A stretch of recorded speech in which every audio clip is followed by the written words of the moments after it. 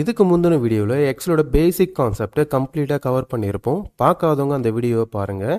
Welcome. இந்த வீடியோவில் எக்ஸலில் beginners இருக்காங்களே, அவங்க ஒர்க் புக்கை சேவ் பண்ணும்போது அடிக்கடி பண்ணுற ஒரு காமன் மிஸ்டேக் என்னென்னு பார்க்கலாம். எக்ஸலை ஓப்பன் பண்ணிவிட்டு ஒர்க் ஷீட்டில் நிறைய டேட்டாவை டைப் பண்ணிவிடுவோம்.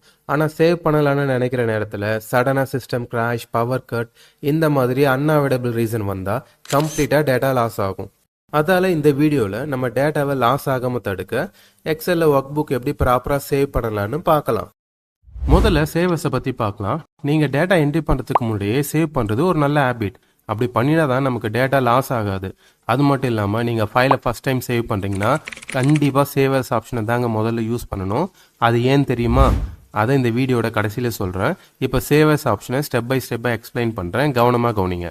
ஃபர்ஸ்ட் ஃபைல் டேப்பை கிளிக் பண்ணிவிட்டு சேவஸ் ஆப்ஷனுக்கு போங்க. இங்கே நம்ம ரீசெண்டாக யூஸ் பண்ண ஃபோல்டர்ஸ் எல்லாமே டிஸ்பிளே ஆகும்.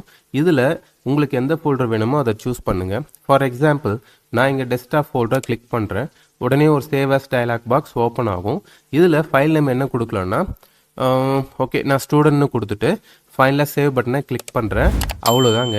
இப்போ நம்ம சக்ஸஸ்ஃபுல்லாக இந்த பிளாங்க் ஒர்க் புக்கை டெஸ்க்டாப்பில் சேவ் பண்ணியாச்சு.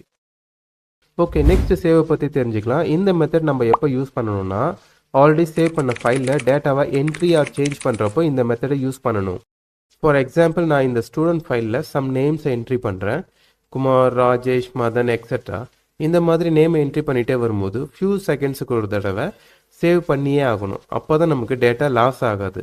அதுக்கு நீங்கள் ஃபைல் டேப் போயிட்டு சேவ் ஆப்ஷனை கிளிக் பண்ணலாம். ஆர் பெட்டர், நீங்கள் ஷார்ட்கட் கீ Ctrl+S கொடுத்து சேவ் பண்ணுறது ரொம்ப ஈஸியான மெத்தட். இது மாதிரி நீங்கள் டேட்டாவை ஃபர்தராக என்ட்ரி பண்ணுறப்போ ஒரு சேஞ்ச் பண்ணுறப்போ Ctrl+S கொடுத்து சேவ் பண்ணிகிட்டே வரணும். இப்போ நான் உங்களுக்கு தெளிவுபடுத்துகிறேன் ஏன் நம்ம முதல்ல சேவஸை யூஸ் பண்ணணும்னு. நீங்கள் ஃபைல் டேப் போயிட்டு சேவை கிளிக் பண்ணாலும் எக்ஸல் ஆட்டோமேட்டிக்காக சேவஸை தான் செலக்ட் பண்ணும். இல்லை நீங்கள் ஷார்ட்கட் கீ Ctrl+S கொடுத்தாலும் சரி, எக்ஸல் ஆட்டோமேட்டிக்காக சேவஸை தான் செலக்ட் பண்ணும். ஏன்னு கேட்டிங்கன்னா, சேவஸை யூஸ் பண்ணி தான் நம்மளால் ஃபைலுடைய நேம், ஃபைலுடைய லொக்கேஷன், ஃபைலுடைய டைப், இது எல்லாமே சூஸ் பண்ண முடியும். பட் சேவில் இந்த மாதிரி ஆப்ஷன்ஸ் எதுவுமே கிடையாது. அதனால தான் நம்ம ஃபஸ்ட் டைம் சேவ் பண்ணும்போது சேவஸை யூஸ் பண்ணுங்கன்னு சொல்கிறோம். தேங்க்யூ ஃபார் வாட்சிங் திஸ் வீடியோ. இந்த வீடியோவில் வர கான்செப்ட் உங்களுக்கு பிடிச்சிருக்குன்னா லைக் பண்ணுங்கள், சப்ஸ்கிரைப் பண்ணுங்கள். நெக்ஸ்ட் ஒரு இன்ட்ரெஸ்டிங் வீடியோவில் பார்க்கலாம்.